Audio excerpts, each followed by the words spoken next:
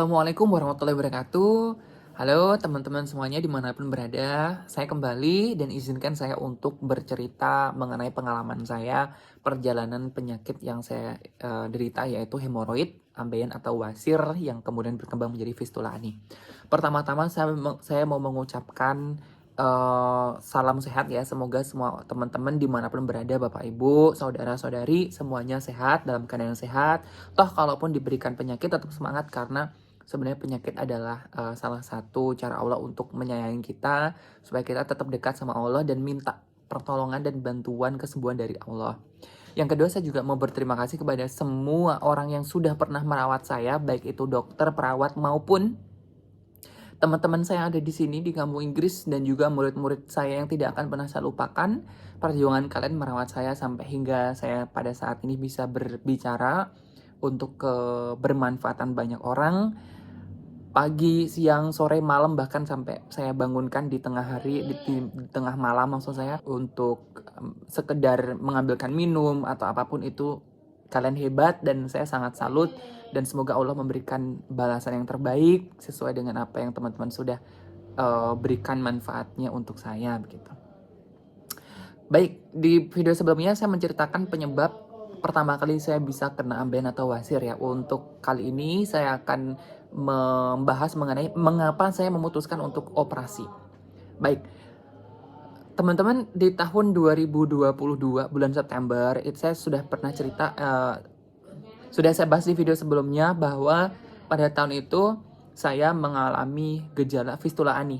Jadi fistula ani itu singkat cerita adalah saluran dari rektum menuju ke kulit luar dekat anus ya. Waktu itu dekat anus, dan dia membentuk seperti bisul dan bisa pecah, bengkak sekali, yang menyebabkan saya tidak bisa bergerak, panas, sakit, nyeri, tidak bisa BAB, dan juga demam tinggi gitu. Nah, setelah pecah, singkat cerita setelah pecah, akhirnya saya memutuskan untuk membersihkan sendiri, mensterilkan, menjaga, merawat, dan membersihkan setiap hari. Dan ternyata buat teman-teman yang mungkin merasakan hal yang sama, ingat, fistula ani itu tidak bisa sembuh sendiri. Kenapa? Istilahnya seperti sungai, dia tidak bisa mampet sendiri. Kecuali kita operasi, kita salurannya kita hilangkan, maka dia akan berhenti begitu. Dan saya takut pertama kali mau operasi ya, karena saya mengidap penyakit hemoroid. Jadi hemoroid saya bengkak, fistula ani saya juga nyeri sekali, meskipun bisa saya tahan ya. Nah, akhirnya saya memutuskan untuk operasi. Kenapa operasi? Yaitu dari bulan September sampai bulan Juli. September 2022 sampai Juli 2023 itu saya menahan. Saya bekerja di kantor, mengajar, dan lain seterusnya itu kalau duduk tuh menahan, selalu menahan. Saya bismillah aja, saya tidak merasakan sakit. Ya Allah, kalau ini memang sakit sebagai balasan atau karma saya di masa lalu, dosa-dosa yang terlalu banyak, jadikan itu sebagai wasilah untuk saya saya mengurangi dosa-dosa saya. Ya Allah, saya bilang begitu sama Allah. Lalu saya selalu berdoa, di setiap kali saya berdoa saya bilang begini, ya Allah, sembuhkanlah penyakit hamba ini tanpa operasi begitu. Tapi mungkin Allah berkehendak lain, karena tidak semua yang kita lihat bagus ya, yang kita inginkan baik, itu baik di mata Allah. Tidak semua yang kita pikirkan itu buruk di mata kita. Ingat, Allah adalah sang pemberi jalan terbaik begitu ya. Nah, pada tanggal 6 Juli akhirnya saya memutuskan untuk operasi fistula ani. Saya ngambil jalur umum, bukan jalur BPJS, dan saya tidak di rumah sakit. Saya operasinya di klinik bedah khusus hemoroid dan fistula begitu. Nah,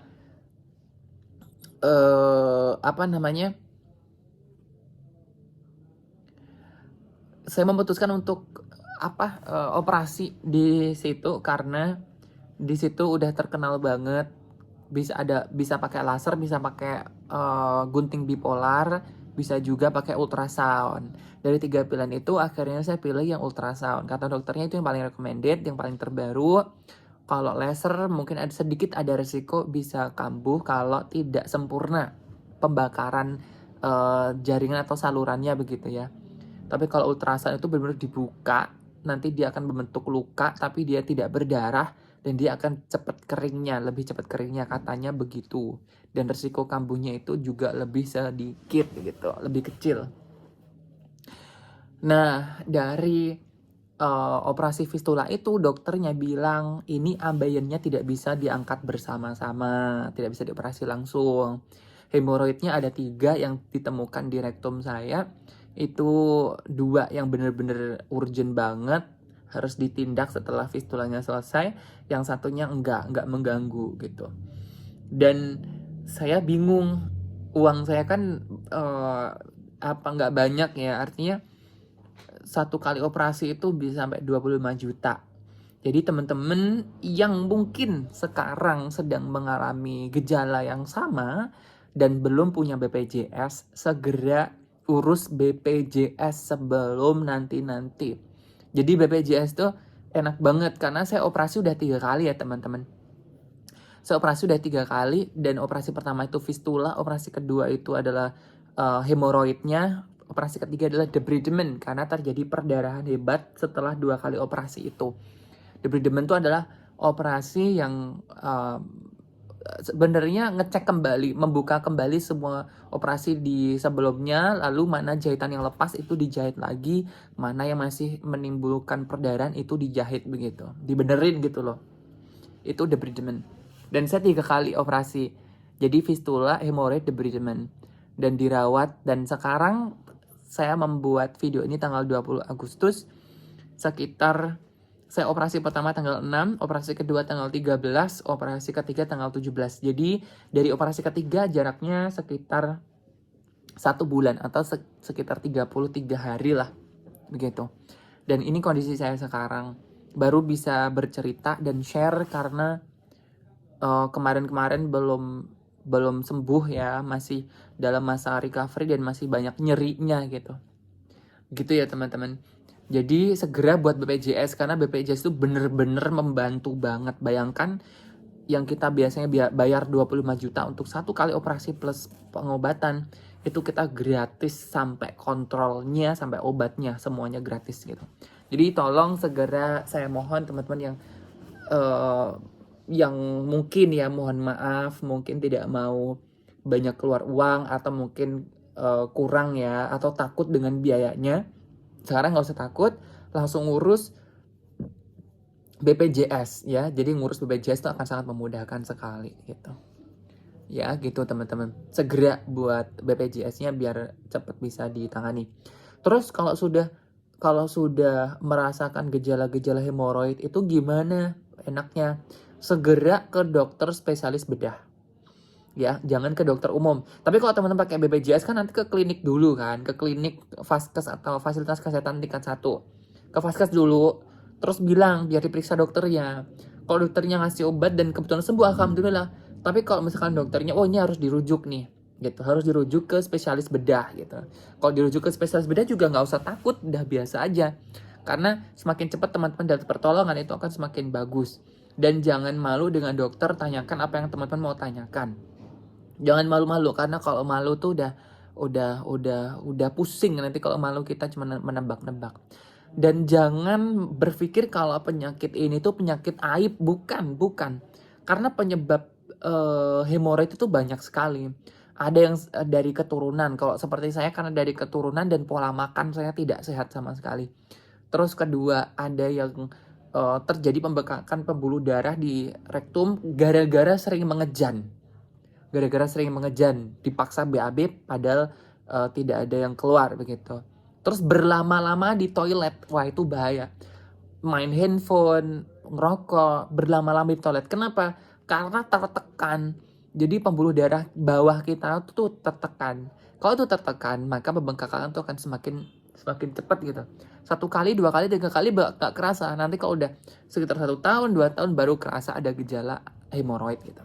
Dan kalau hemoroidnya masih grade 1 aja teman-teman minta obat itu masih bisa. Tapi kalau udah grade 3, grade 4 itu harus dioperasi. Kalau enggak teman-teman nggak bisa BAB. Dan itu akan sangat menyiksa sekali gitu. Ya, jadi yang masih takut-takut untuk operasi, segera operasi. Gitu ya. Jadi itu awal mula kenapa saya bisa kena fistula ani, bisa hemoroid, bisa wasir atau ambeien, dan akhirnya saya memutuskan operasi karena kalau nggak dioperasi bisa komplikasi dan bisa lebih parah lagi. So buat teman-teman semangat yang belum operasi, pikirkan mateng-mateng. Kalau saya sarannya segera operasi. Kalau masih bisa dipakai obat, pakai obat aja, nggak apa-apa. Tapi kalau udah nggak nyaman dan takutnya nanti malah kena fistula atau apa, mending segera konsultasi sama dokter spesialis bedah.